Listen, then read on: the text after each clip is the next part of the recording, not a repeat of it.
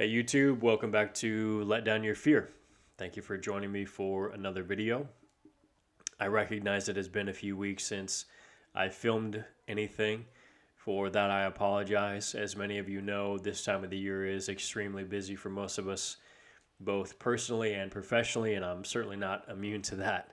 The business that I'm in gets really busy right towards the end of the year and stays busy through the beginning of the year. In addition to that, of course, the holiday season for those of us that have chosen to participate in that is very busy as well.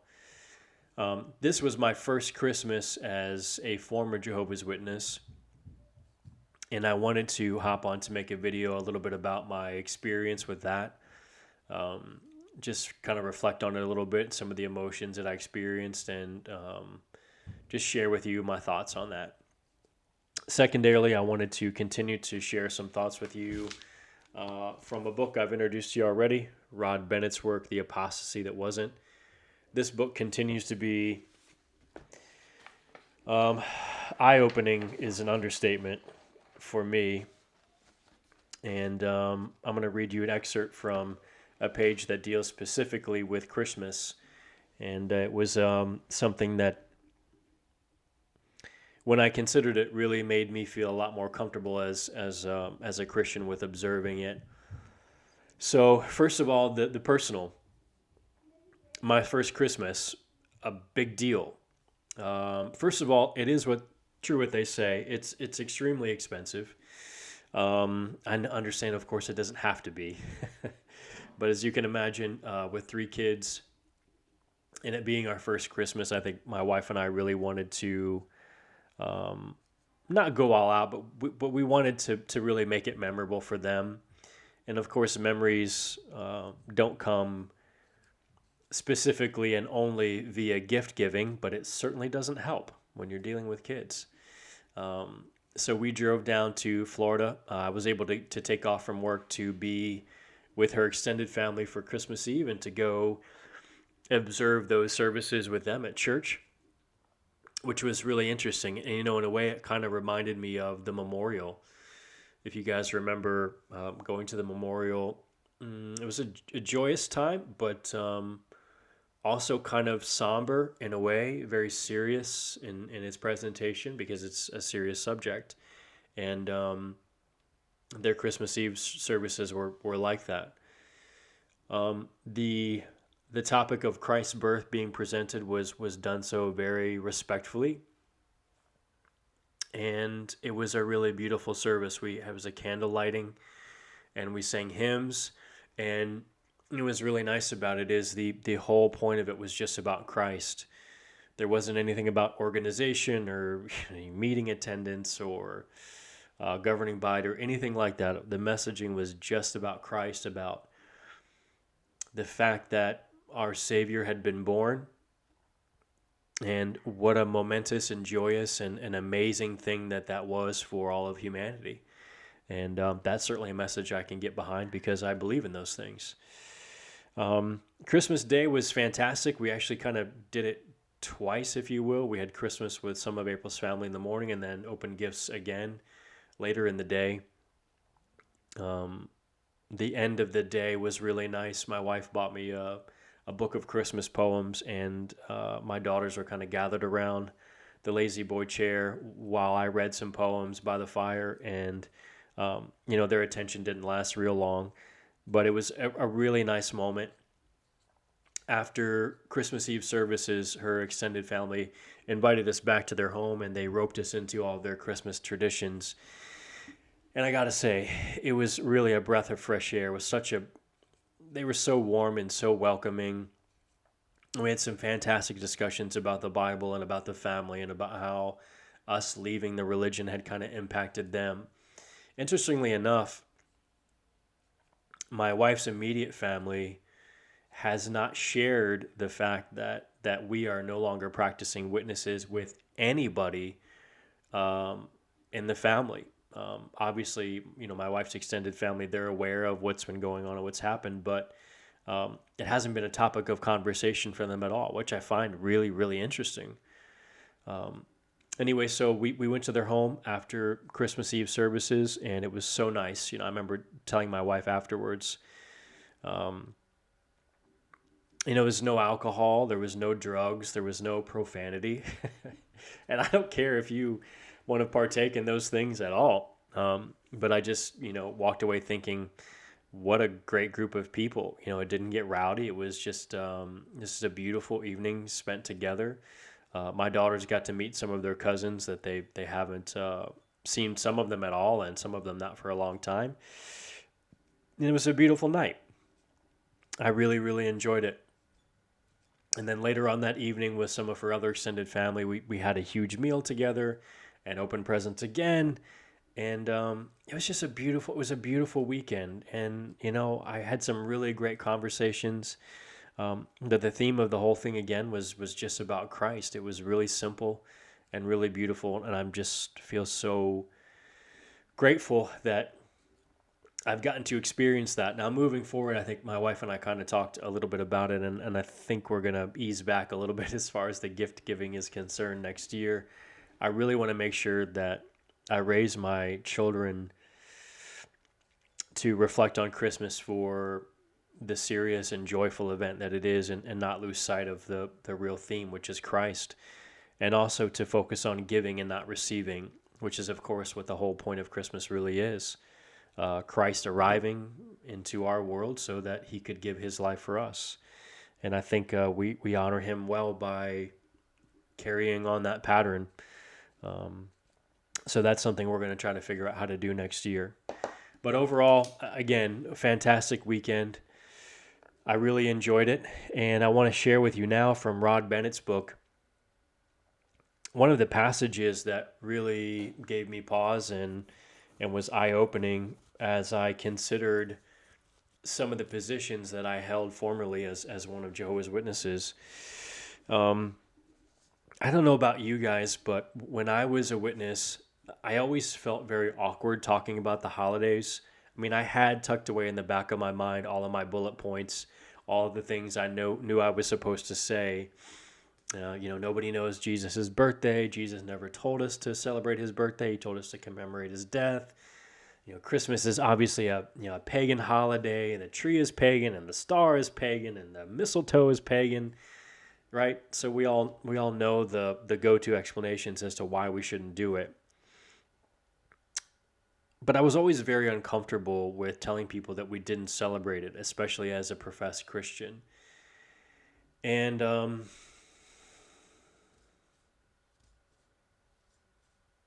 don't know exactly why it was that I was uncomfortable with it. Even now, I guess it escapes me to some extent.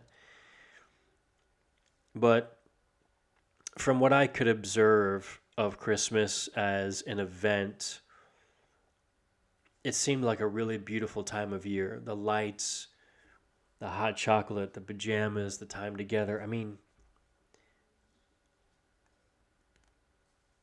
if that took place on any other day other than Christmas, who of you that has a family wouldn't want to be part of that? It's beautiful and simple. And if you have a family, it's what you want every day, to be with them and to experience things like that and to share things with them and to make the focus of your time together quality time.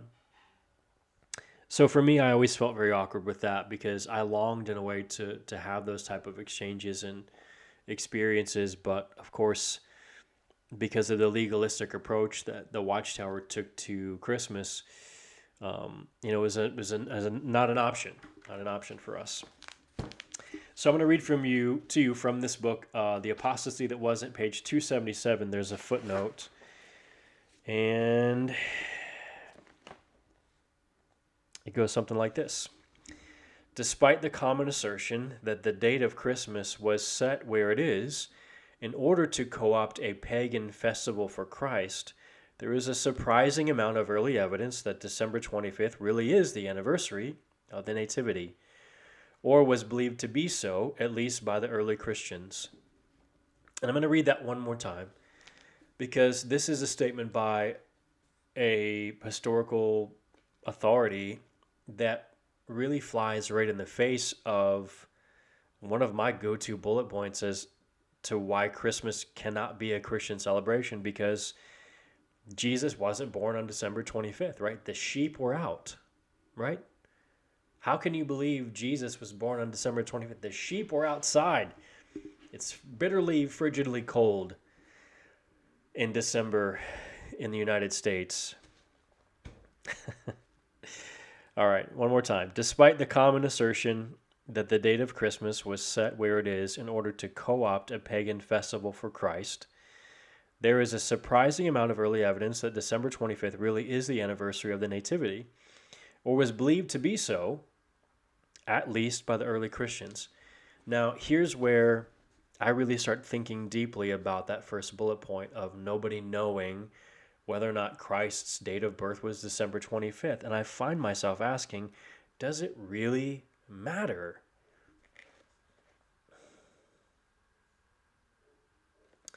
Not that this is a fair example, but I think about my own birthday, which I've celebrated once now. I was born in September, but let's say for some reason my birth certificate said I was born in January. Now, aside from that being kind of embarrassing that I was celebrating my birthday in the wrong month, past that, what impact or implication would it really have? Not much that I can think of. I mean, it wouldn't be legally exactly right, but would I still be taking time to reflect on my life to show gratefulness for my life, for making it through another year? Would my family still gather around me and maybe give me a present or two and wish me a happy birthday and show that they value my life? Yeah, I mean, it really wouldn't change that much. So, I guess what I walk away from with this specific bullet point is just feeling like I'm not inclined to be so legalistic about it.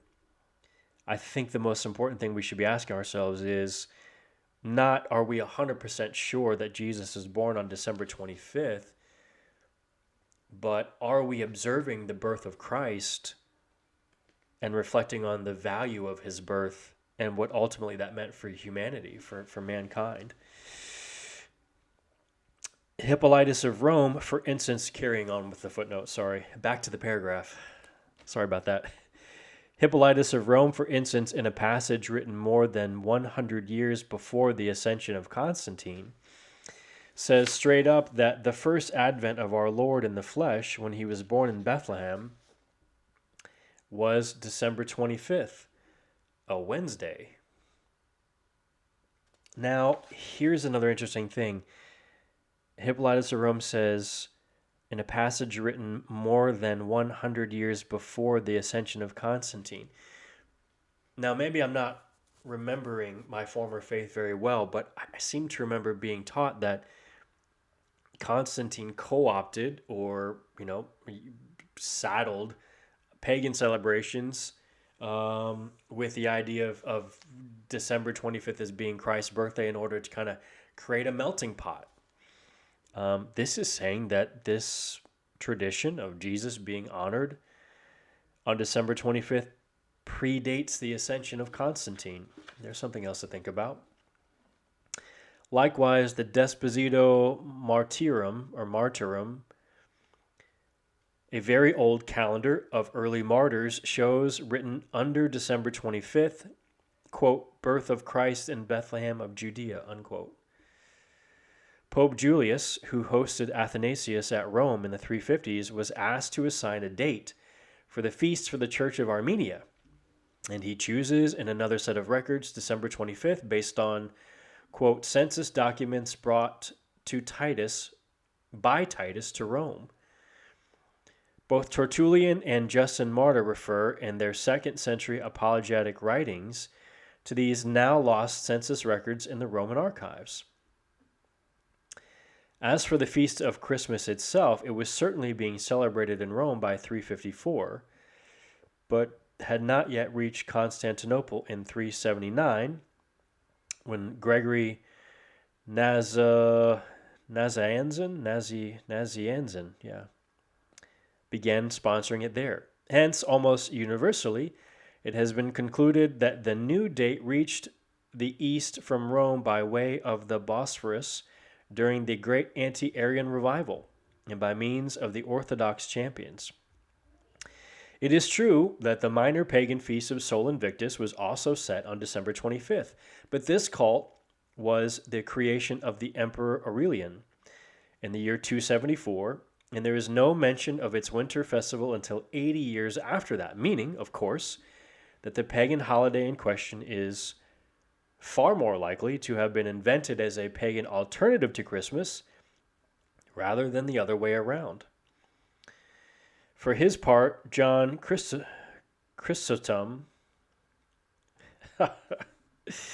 uh, Chrysostom, yeah, sorry, I even looked this up to try to make sure I was going to get it right. Chrysostom, I think is right. Writing in the early 5th century, seems to have believed that the correspondence between the two dates was simply another interesting or perhaps providential coincidence. He says, but our Lord, too, is born in the month of December, the 8 before the calends of January, 25th December.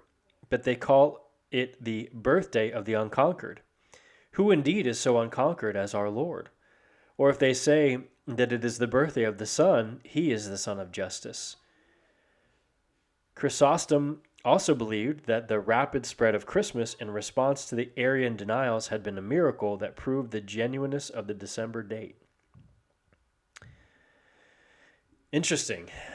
There's a lot of history there that I need to still unpack and to become familiar with. But I guess the point is that the narrative that I always held, that nobody knows the birth of Christ, nobody knows the exact date of Christ's birth, or that this was somehow a pagan celebration that was evolved into a Christian one.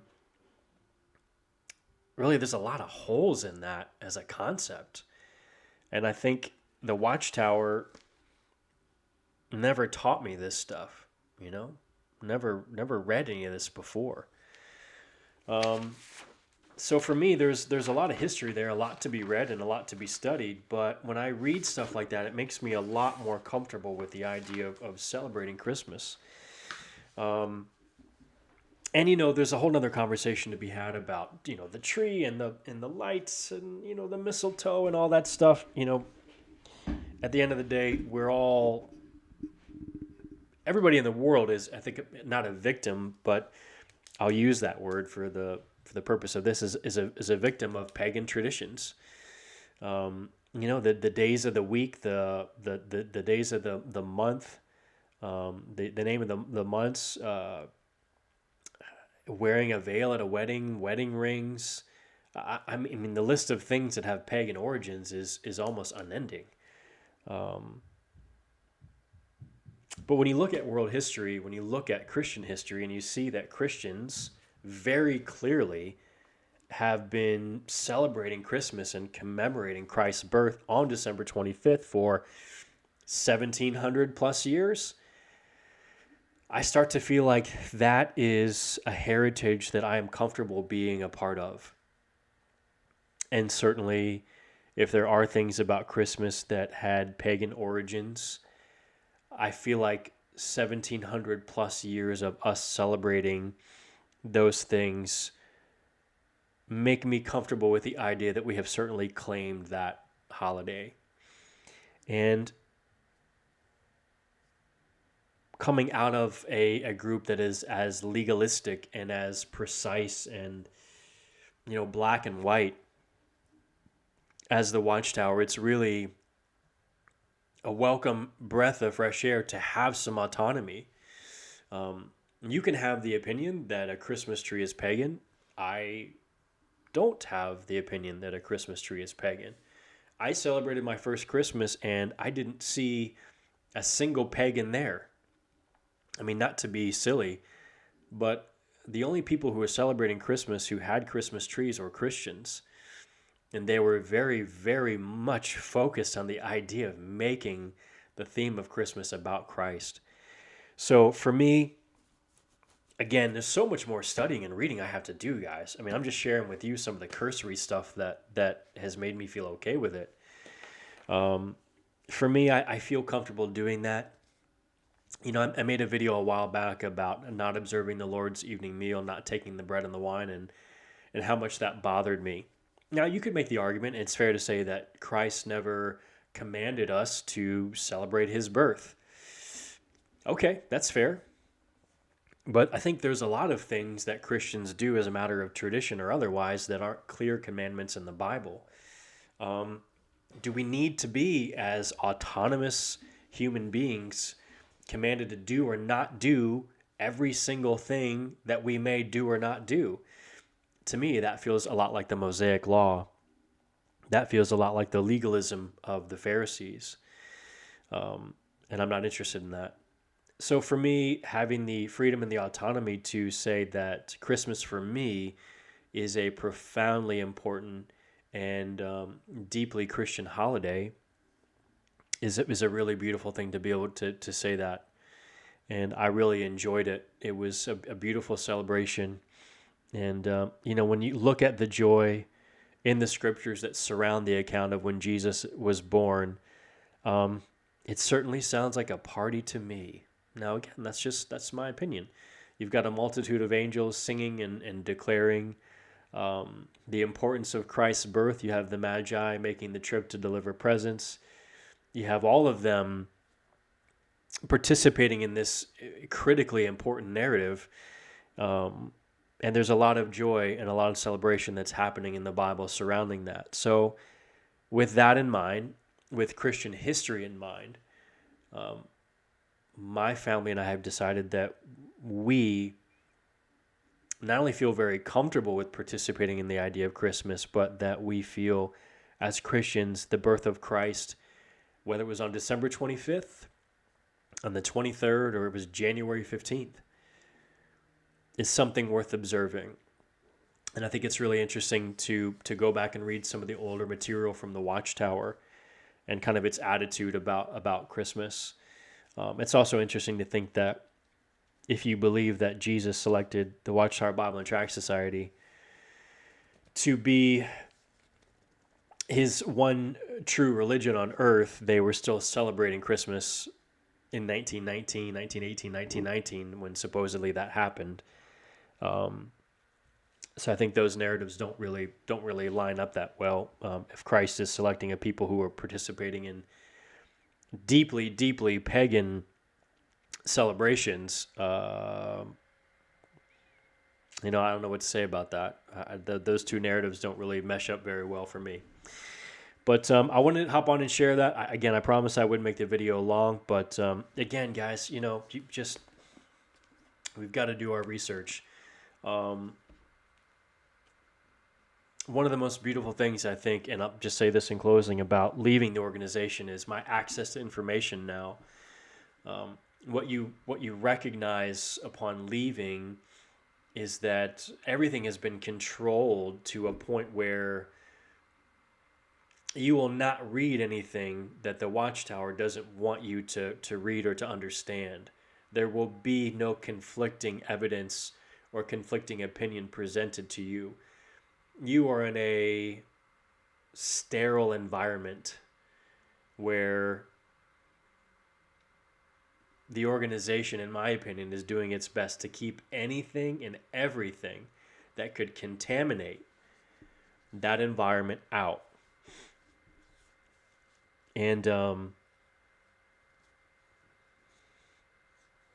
difficult part is there's 2,000 years worth of information that they're struggling to keep out of your hands, to keep you from having access to keep you from thinking critically about why you do what you do. And for me, having access to theological books and commentaries and history is a beautiful thing. As a matter of fact, I read something just the other day, or maybe I heard it, about this whole idea of the shepherds not being. I know where it was. It was actually at our Christmas Eve service. this whole idea that I held as a witness of the sheep not being outdoors during winter time. Well, where this took place was not in Syracuse, New York. It's in Bethlehem. And the winters in Israel are much, much, much more mild than they are here in, say, the Northeast or in northern parts of the world. And the sheep can be out year round at any time. As a matter of fact, the shepherds that were watching over those particular sheep were most likely historically keeping them for the temple, for a temple sacrifice. So they would have been there year round. They would have been outside due to the winters being extremely mild year round. So that whole thing, just ignoring different climate zones for the sake of clinging to Watchtower's position on things is just kind of silly now, But the hard part is when you're inside of the organization, you're so sure of yourself, and I really shouldn't have been. I really shouldn't have been. I'm gonna wrap that up there and leave it now. I am gonna get back to, as the new year rolls around, making videos a lot more often, and I really appreciate your comments, and I'm gonna try to get back as well to replying to a lot of those. So, thank you for watching this, and have a great day.